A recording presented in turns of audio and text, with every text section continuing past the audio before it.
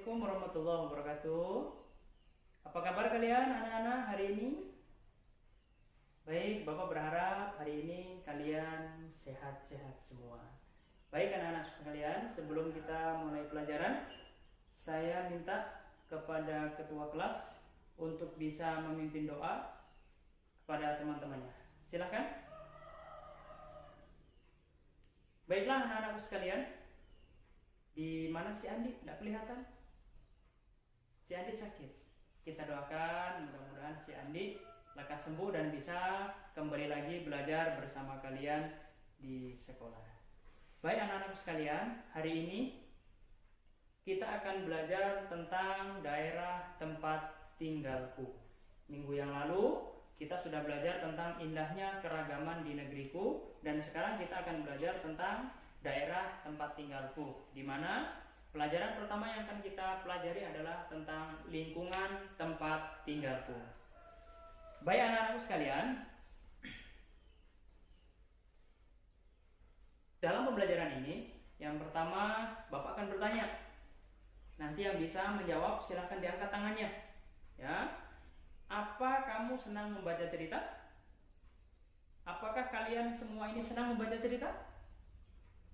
Oke, baik, semua senang membaca cerita. Kemudian apa cerita yang pernah kamu baca? Cerita apa yang pernah kamu baca? Cerita apa?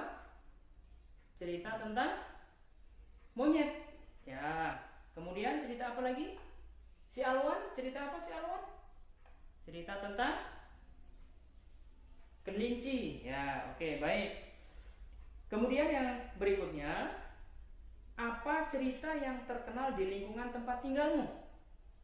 Siapa yang bisa?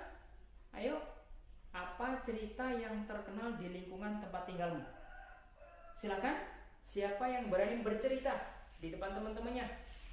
Cerita apa saja? Ya, silakan. Silakan. Silakan bercerita. Oke, baik. Setelah kita mendengarkan cerita dari teman tadi, ya, sekarang Bapak minta kepada kalian, silahkan diambil bukunya, kemudian silahkan anak-anak buka pada halaman 2.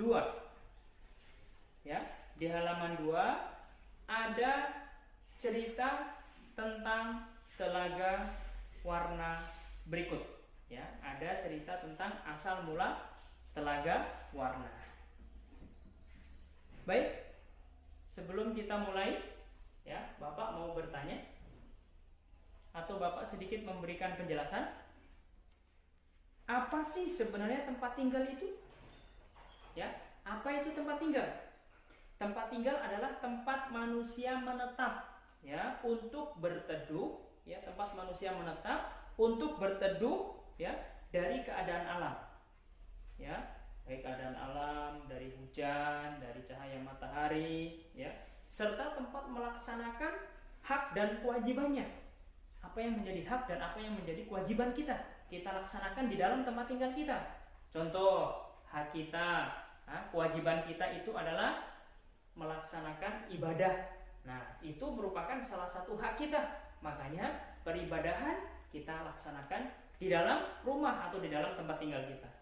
Baik anak-anak sekalian, silakan yang ada bukunya, silakan anak-anak buka bukunya di halaman 2. Ya, kita akan membaca cerita, tetapi ceritanya itu dibaca di dalam hati. Ya, kita akan membaca cerita, tetapi ceritanya kita baca di dalam hati. Apa itu ceritanya?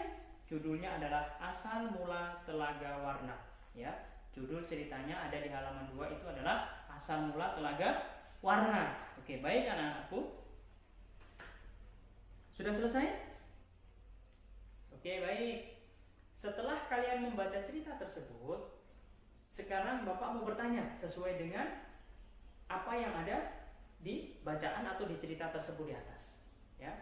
Baik, pertanyaannya adalah yang pertama, nanti yang bisa menjawab silakan diangkat tangannya. Siapa tokoh-tokoh yang terdapat dalam cerita tersebut? Ya, siapa? Siapa tokoh-tokoh yang terdapat di dalam cerita tersebut?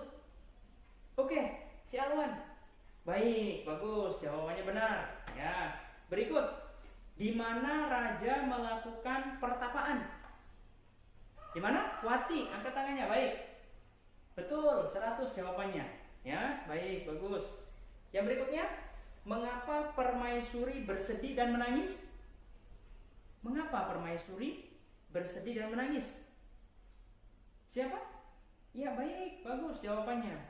Yang berikut, bagaimana sifat putri dalam cerita tersebut? Iya, bagus. Ya, baik anak-anak sekalian.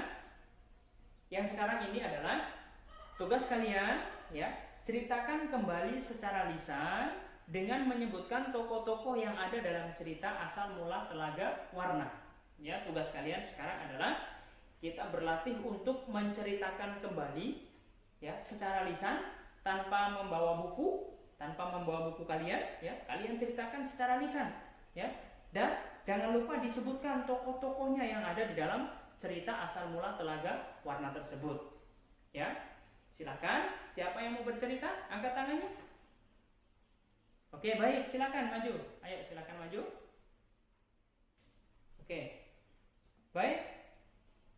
Sekarang tugas kalian, ya, kita berdiskusi, ya. Tujuannya adalah untuk mencari informasi tentang cerita dari sekarang kita akan berdiskusi, ya. Carilah informasi tentang cerita fiksi dan ciri-ciri dari berbagai sumber. Ya, silakan anak-anak bisa mencari, ya, informasi tentang cerita fiksi dan ciri-cirinya dari berbagai sumber. Lakukan kegiatan bersama dengan teman sebangkumu. Silahkan kalian berdiskusi, ya. Silahkan berdiskusi. Yang sudah satu bangku, silahkan, ya, itu dengan sana silahkan berdiskusi kalian. Nah, kemudian setelah kalian berdiskusi, ya, kemudian tulislah informasi yang kamu peroleh hasil diskusi kamu. Kemudian kamu tulis, ya. Kemudian kamu membuat tulisan di bawahnya, ya. Misalnya cerita fiksi, kemudian bisa kamu ambil ciri-cirinya cerita fiksi itu seperti apa, ya. Sudah?